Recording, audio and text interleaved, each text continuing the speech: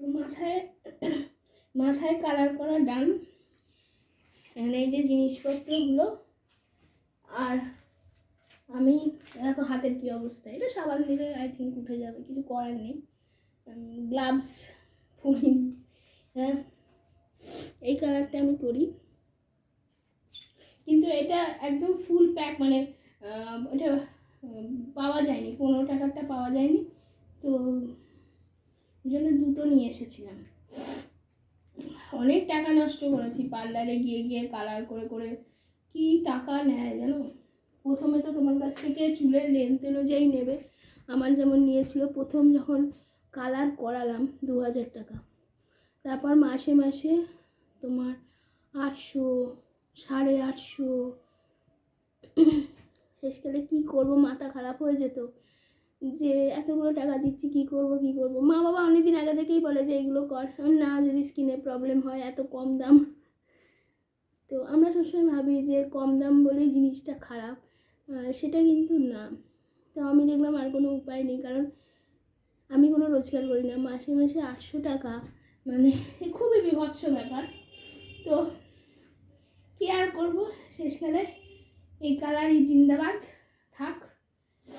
আর colour ভালো হয়, আমি দুটো কিনেছি, একটাই করলাম, কারণ আমার সামনেটা বেশি ইয়ে হয়ে গেছে, সাদা হয়ে গেছে। এই যে এই প্যাকটা রেখে দিলাম, এটা বিয়ে বাড়ি যাওয়ার আগে করবো।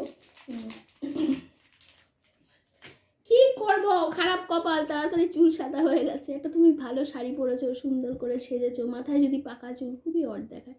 হ্যাঁ, এটা বয়স হয়ে গেলে আলাদা ব্যাপার, বাট এই জন্যই এইসব করা। আর এখন এই জায়গাটা আমি ক্লিন করব, কারণ আমার ছেলে এসেই আগে হাত দেবে। আমাকে বলছে আবার যে মা, আমি যখন কালকে স্কুলে চলে যাব তখন তুমি কালার করবে, কেমন? আসলে কালকে, আজকে যে রবিবার আমার হাজব্যান্ডের জন্মবার, তো আজকে আমি মানে শ্যাম্পুটা করব না, কিন্তু ধুয়ে রেখে দেবো চুলটা। কালকে শ্যাম্পু করবো, কালকে কালার করে শ্যাম্পু করে ও অনেক হ্যাপা। আর কালকে ছেলে স্কুলে প্রোগ্রাম আছে, ওদের প্রোগ্রাম আছে আর কি। তো গত বছর তো ওখানে আমাদেরও সব মানে আবির টাবির লাগিয়েছিল।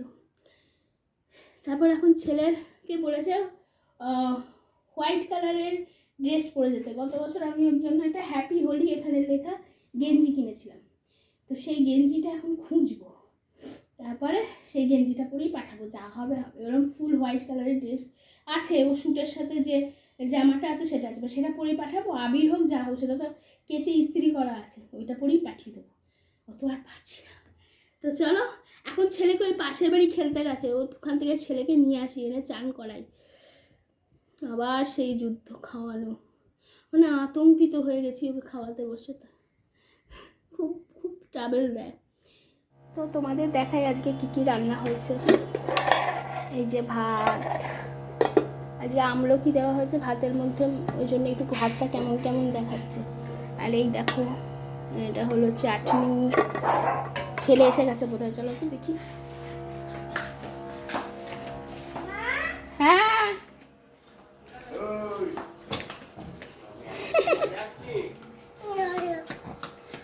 খেলেছো তো? ফোন দেখোনি তো? ফোন কেন দেখো না বাবা, চোখ খারাপ হয়ে যাবে। আচ্ছা, টাটা করে দাও আন্টিকে। হ্যাঁ, আবার পরের শনিবার দেখা হবে, বলো।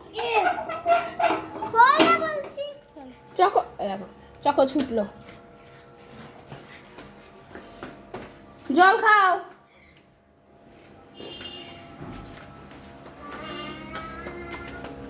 চান করতে হবে, মুখ হাত দেয় না, নোংরা ভাত, হাত ধোবে এসো, হাত ধোবে এসো।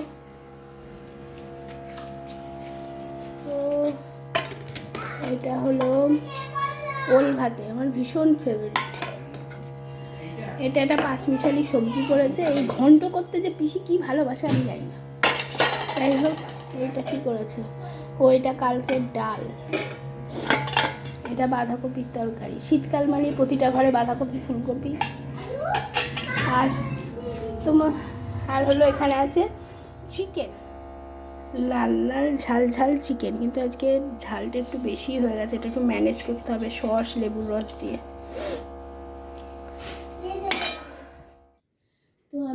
চান করলাম তখন প্রায় 3টে বেজে গেছে। তো এখন এবার হ্যাঁচো দিচ্ছি।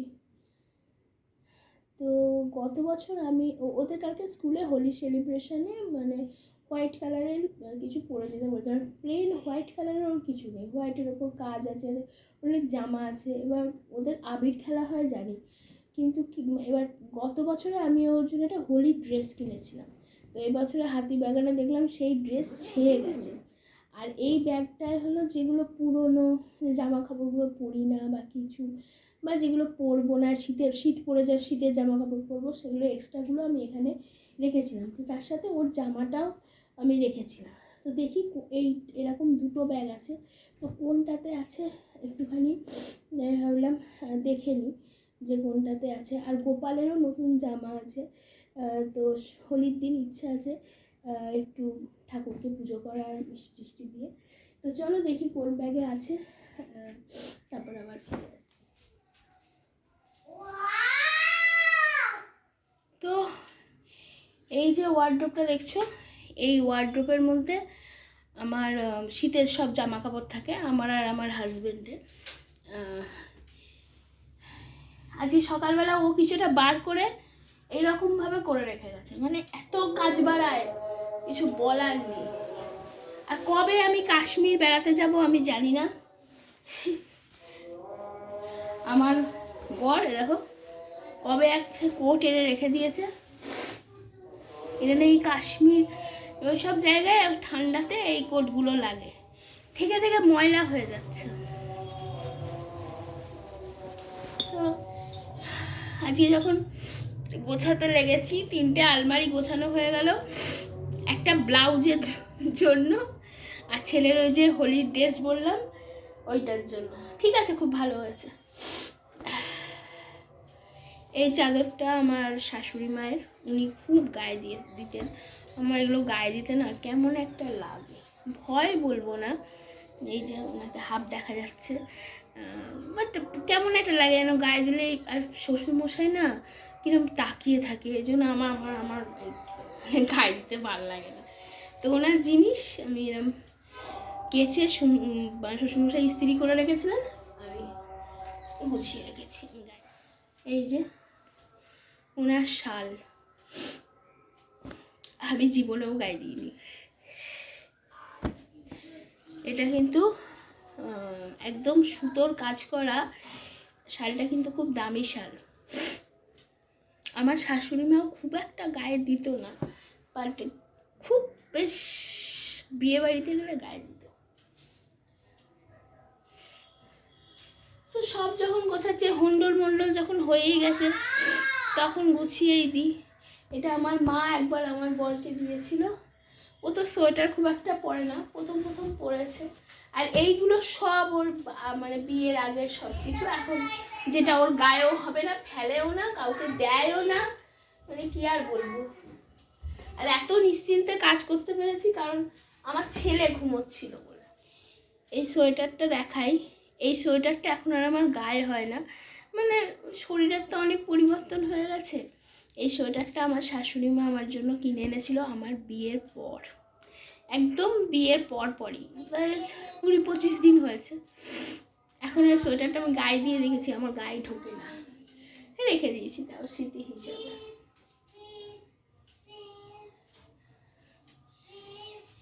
এসব আমার আইবুড়ো বেলাকার দেখাই, এই যে আমার আইবুড়ো বেলাকার সব, আমার যখন বিয়ে হয়নি, তাও এগুলোর বয়স তো অন্তত 25-30 বছর হবে।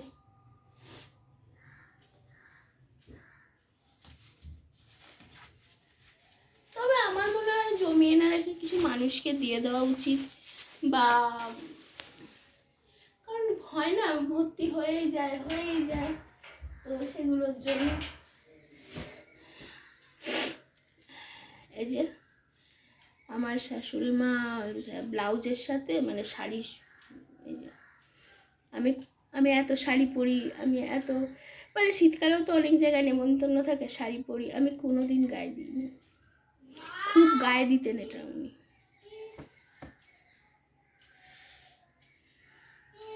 এটাও তাই, ভাবছি এগুলো খাটের তলায় পুড়ে দেবো। এগুলো দেখলে না আমার একটা কেমন হয়, আমি খুব অ্যাটাচ ছিলাম। তো এই ঘরে আমাকে দেখবে না খুব একটা ভিডিও বানাতে, মানে দিনের বেলা হয়তো 2-1বার বানিয়েছি, বাট এই সন্ধ্যের পর না। বাট আর যখন এটা গোছাচ্ছিলাম তো ভাবলাম যে কিছু কিছু জিনিস তোমাদের সাথে একটু শেয়ার করি। তো ফার্স্টে এই শালটা দেখছো, এই যে খুব সুন্দর। এইটা আমি যখন বাপের বাড়ি ছিলাম 25 সালেরই, গত বছর ও গেছিল আসামে আবার একটা দোকান ওপেনিংয়ে, তো সেখান থেকে এই শালটা এনেছে। শাল এত সফট, মানে এত হালকা, কিন্তু এখন বাচ্চা কাচ্চা মানে নিয়ে না এখন করে এগুলো হ্যান্ডেল করবো, ওই জন্যে এইগুলো পরা হয়নি, মানে একদমই পরা হয়নি। একটু ছেলে বড় হোক তখন আবার শাল টাল নেওয়া হবে আর কি। এই দেখো, এটা হলো আমার বিয়ের শাল, মানে বিয়ের তত্ত্বে শ্বশুরবাড়ি থেকে আমাকে পাঠিয়েছিল এই শালটা। এটা পুরো সুতোর কাজ করা, তো সুন্দর। বিয়ের পর যতগুলো আমার বিয়ে বাড়ি হয়েছে, যতদিন বাচ্চা কাচ্চা না হচ্ছে, আমি তত গলা ব্যথা কমে গিয়ে এখন কাশি হয়েছে, তো এইটা ব্যবহার করেছি। এইটা হলো আমার ফুলসজ্জা তত্ত্বের শাল, মানে এটা আমার বাপের বাড়ি থেকে আমাকে দেওয়া হয়েছিল। যেহেতু আমার বেনারসিটা কোনোদিন যদি পড়ি তোমাদের সাথে শেয়ার করব, বিয়ের বেনারসিটা, বৌভাতের বেনারসিটা শেয়ার করেছি, পড়েছিলাম, রিসেন্ট বিয়ে বাড়ি গেলাম। আর এটা হলো আমার আমার বাপের বাড়ি থেকে দিয়েছিল আমাকে। জামা কাপড় যেমন পুরনো হয়, মানুষও পুরনো হয়, বুঝলে? বলছি কেন এই কথাটা বললাম। এই ব্যাগটা আমার বিয়ের পর প্রথম ঘুরতে গিয়েছিলাম মধ্যপ্রদেশ আমরা 2বার কভার করেছি। তো যখন গিয়েছিলাম তখন এই ব্যাগটা কিনেছিলাম, ধরো এটা অনেক বছর আগে, 2004, হ্যাঁ ওই আমার বিয়ের 1.5-2 বছর পর। আচ্ছা, এই যে ব্যাগটা দেখছো, আমার তো ডিসেম্বরে বিয়ে হয়, আর নভেম্বরে আমার জন্মদিন। বাপের বাড়িতে খুব ভালো করেই জন্মদিন হতো, তখন এই ব্যাগটা আমাকে মা দিয়েছিল, বুঝেছো ব্যাগটা। এখন এইসব ব্যাগ মানুষে ব্যবহার করছে। এইটা অবশ্য বেশি বড় স্লিংটা নয়, এরকম। তো কী করবো, রেখে দিয়েছি, ফেলিনি। এই হলো গল্প। তো গত বছর এটা কিনেছিলাম ছেলের, হোয়াইট শার্ট পরতে বলেছে, এইটাই কালকে হোয়াইট শার্ট আর ব্লু জিন্স পরিয়ে দেবো, স্কুলে যাবে। কেচে দিই, কাঁচা, কিন্তু যেহেতু ব্যাগের মধ্যে অনেক